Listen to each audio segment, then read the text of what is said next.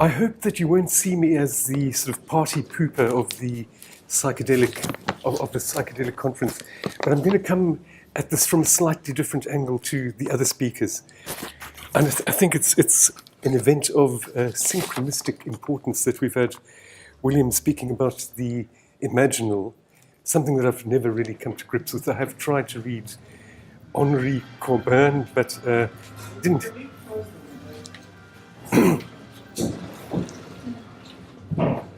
Didn't.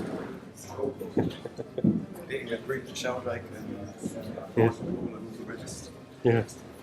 But didn't get very far. I'm going to concentrate on this other word that's been coming up, the imaginary, and I hope I'll give you an idea of what I mean by that. I mean,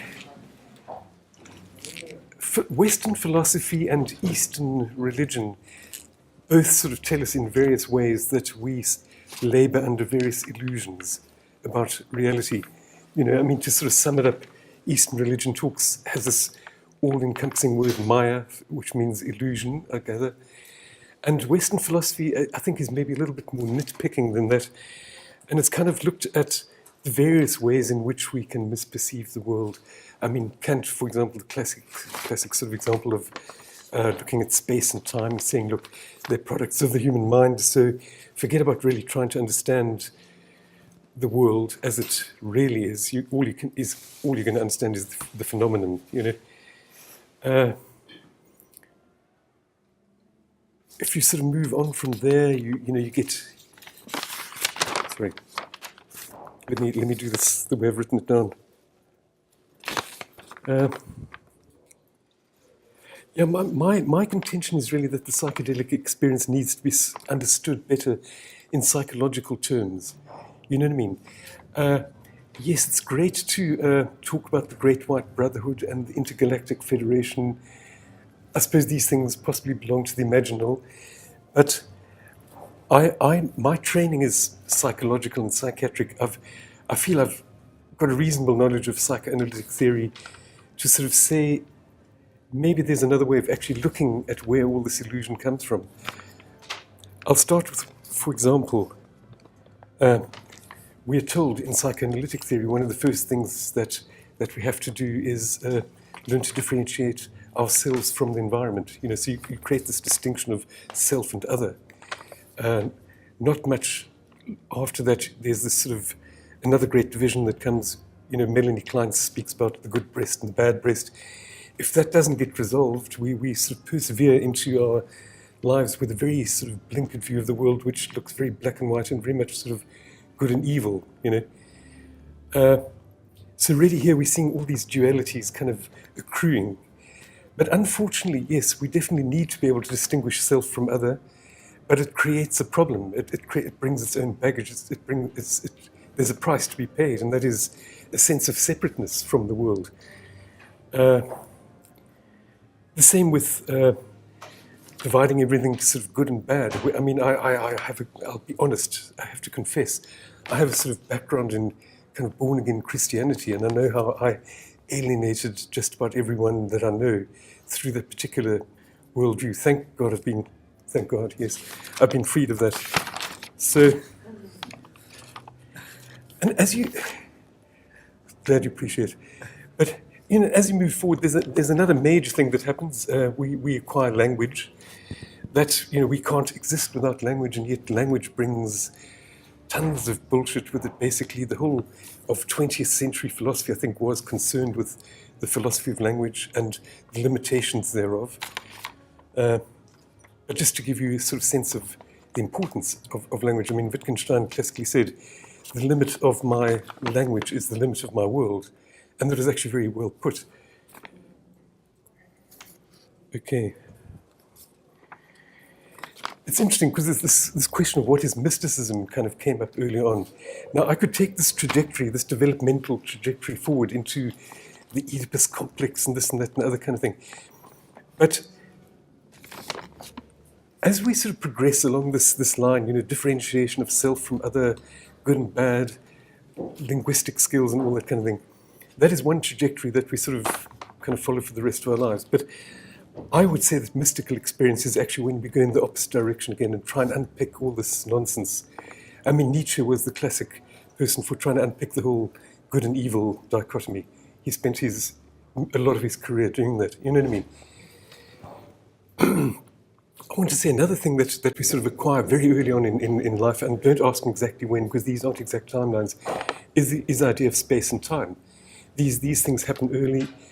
I would say space is a thing that we are aware of before we are aware of time. Time is more abstract. Our understanding of time is very much dependent on space. That's why we describe it in spatial metaphors. You know, I'm ahead of schedule, running behind time. You know, those are all spatial ways of describing time. So, mystical experience, as I said, is kind of going backwards, you know, trying to unpick that. But only from a certain point. I mean, I'd say in the psychedelic experience, one of the things that sort of unravels pretty quickly is the use of language. I mean, I don't know about yourselves. I find, you know, I can sort of find myself, you know, really struggling with words and struggling with rational concepts. But if you go too far ahead of that trajectory, for example, I think unpicking the Oedipus complex and all that kind of thing, that's not going to lead to mystical experience. I think the things that do lead to mystical experience are these really primordial things. Coming to understand time a bit better, getting outside of time. I mean, I think if anyone's done any of these substances, you'll understand that. Getting outside of space, God forbid, it's I don't know if anyone's been there, but it's very, very difficult, but sometimes it has to be experienced. Okay. So I've given a bit of a sort of outline there of how I think philosophy and sort of psychology kind of come together in this whole understanding of illusion. Have I made myself clear? I hope I have. You know. But I want to now come to one of my favorite sort of theorists, Jacques Lacan. Can I just see how many people would say they're, and please be honest, who'd say they're actually quite familiar with these ideas? Jacques Lacan. Yeah, a little bit. Okay. Jacques Lacan, the French psychiatrist. Okay. He's worth reading. I mean, to me, he provides the best roadmap for understanding the psychedelic experience.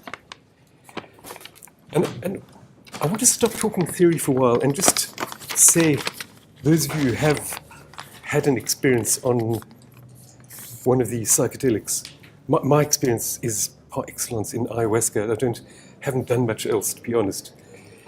But I realized several years after my first experience with it that you kind of enter a very strange world at some point. You kind of leave language behind, and then you enter a very strange, image-filled world, imaginary or imaginal, whatever you want to call it. And it has a strange quality about it. It feels very alien, you know? And yet, at the same time, it feels very familiar. Okay, now I think that's significant. And I think these things are always worth analyzing. It's worth going back into your journeys and saying what actually happened. Of course, I'm sort of assuming that everyone who's done ayahuasca or LSD has similar experiences to me. I know I'm probably completely wrong. But I think that is the kernel to me of the experience. And I would like to now spend a bit of time sort of trying to explain what is happening, why we have this experience of something very alien and yet at the same time very familiar. Does it resonate with people? Yeah, thank you. Jacques Lacan rose to, I was going to say prominence, but he actually rose to infamy when he presented a paper at the International, Psychoanalytic Convention in Vienna, I think it was. And he presented a paper called The Stage of the Mirror. Okay? And what he said, basically, is that at a certain time in an infant's development, when everything's going wrong, I mean, you're sitting there in nappies full of poo and piss, and you can't walk yet, you know, you've got no sense of autonomy, and you see your image in the mirror, and you sort of think, well, that is actually a hell of a lot better than this reality that I'm in at the moment. And he says we all make a fatal mistake then of saying, that is me. That image is me. But now, that comes with a big price as well, because what he says then is that you get to know yourself, or you think you know yourself, as an other. You know the reflection in the mirror, but from that point on, you may be less likely to really ask the question, who am I? Or what am I? You know what I mean? And yes, to some extent, I think people do resolve it as they kind of grow up. But, you know, in my work, I certainly see the results of people who are forever very image conscious and who are totally stuck on that level. And it's a dreadful, shallow kind of existence, to be honest. Okay. So what I'm trying to say, maybe not all that elegantly, is that there's something there. You see, we lose something. We lose the sense of self because we fall in love with the image. We say, that is me. But what Lacan also says then, we develop an ego in relation to that reflection. And he says the ego is therefore forever a kind of a false representation of the self. He had no time for the ego psychologists. Anna Freud was one of them. He had no time for that. He felt the ego was not worth salvaging, you know. Okay. Now, if you think that you have this relationship to yourself as a mirror image, I'd ask the question then, what is the kind of mirror image of the mirror image, okay? And I'd say that really is one's true nature, okay? I don't know if any of you have ever come across the sort of shamanic practice of looking at yourself in a sort of smoking mirror. It's a sort of Mazatec or Middle American practice. Basically what people do is they have a piece of flat obsidian, highly polished. It works like a mirror, but if you look at it, you see a kind of dark image of yourself. If you keep on looking at that, you can actually have quite major breakthroughs. I think it's very much like using a mantra. You know, you say a word over and over again until it loses its meaning, and that kind of helps you move beyond language.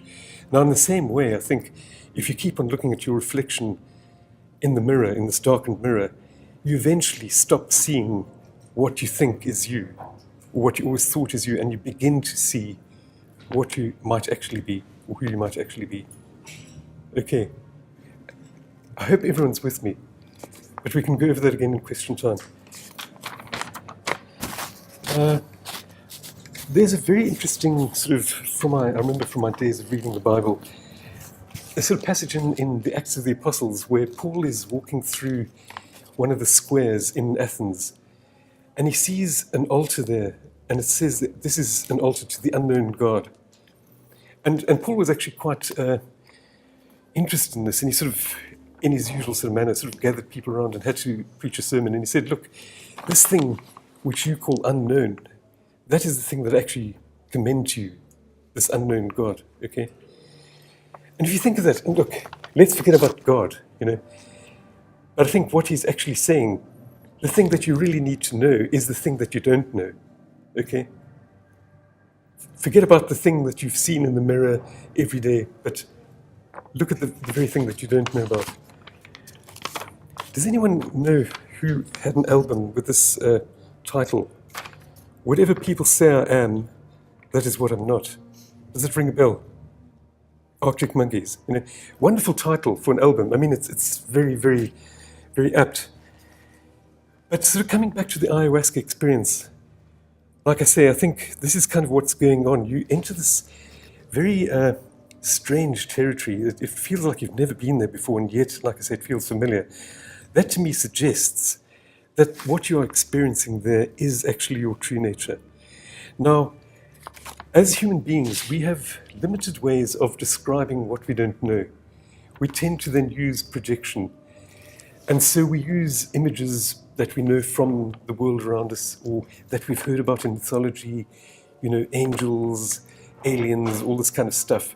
And we start projecting it onto that experience. But I'd say be careful of that, because that is something that the unconscious mind does.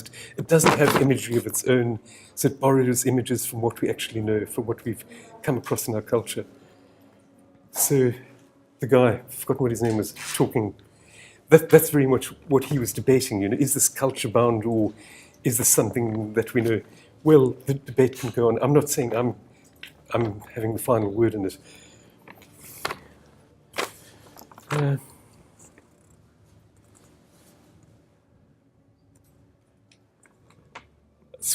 I've got this quote, but this is a really interesting one. In French, je ai une autre. Okay. Now that doesn't mean I am an other. Okay. It actually means I is an other. Okay. It's very interesting.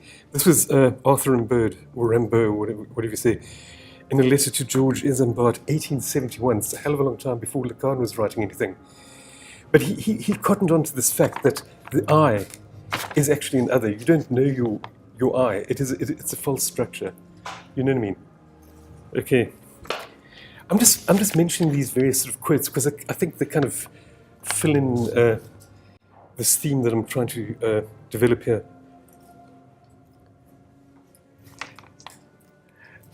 As I said, I don't want to be the sort of party pooper of the sort of psychedelic movement, and I'm really not, because believe me, I've had experiences. I have seen the angels.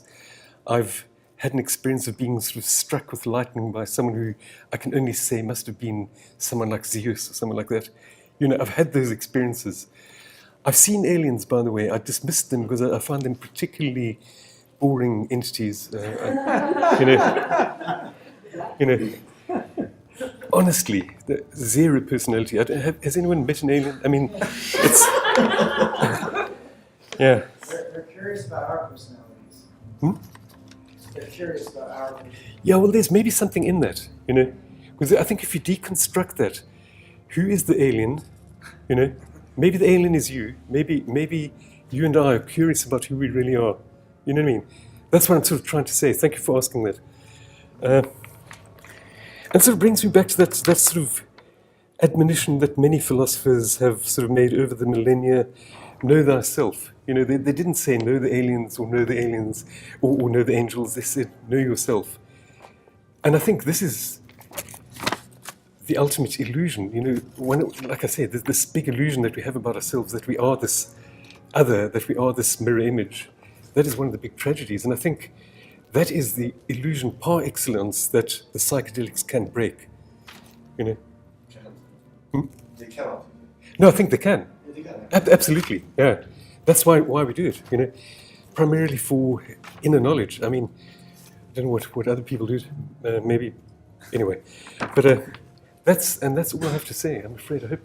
No, you've got plenty of time for some questions. Yeah.